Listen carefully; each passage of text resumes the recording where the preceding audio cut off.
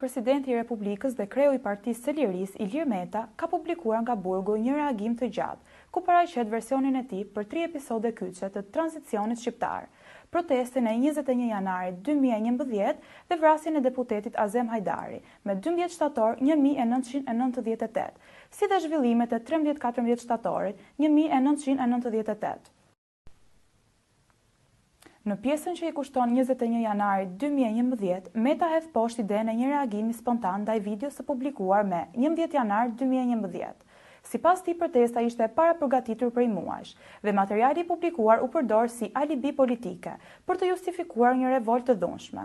Ai argumenton se vonesa prej rreth 10 ditësh mes publikimit të videos dhe protestës tregon sipas tij se organizimi ishte i mëparshëm. Meta pretendonte se kishte informacion paraprak për përgatitje dhune, përfshirë rekrutimin e elementeve kriminal për përplasje me policinë. Ai thot se me 12 janar 2011 hoqi dorë nga imuniteti dhe i kërkoi prokurorisë të hetonte, ndërsa më pas dha dorëheqje të parevokueshme nga funksionet qeveritare rreth një jave para protestës, me arsyetimin se nuk donte të ishte në detyrë në rast përshkallëzimi. Në të njëjtën linjë, Meta deklaron se ka bërë paralajmërime publike dhe pretendon se i ka informuar në kohë edhe kryeministrin e atëhershëm Sali Berisha.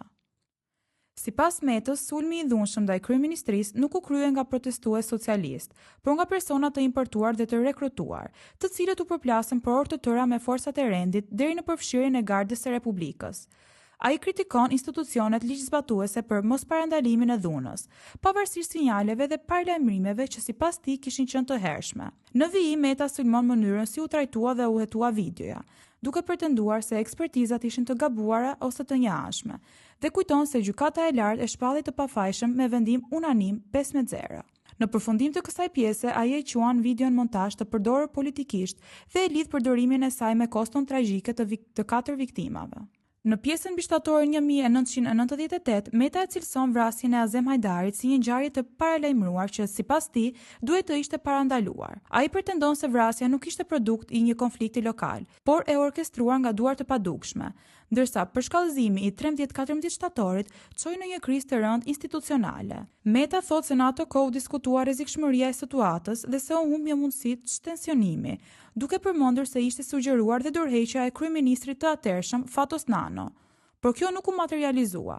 Duke ju referuar periudhës kur u bë kryeministër në vitin 1999, Meta pohon se çështja Hajdari ishte një nga dosjet më të rënda për shtetin dhe se ndaj tij u shtrua presion për të mos e shtyrë përpara hetimit.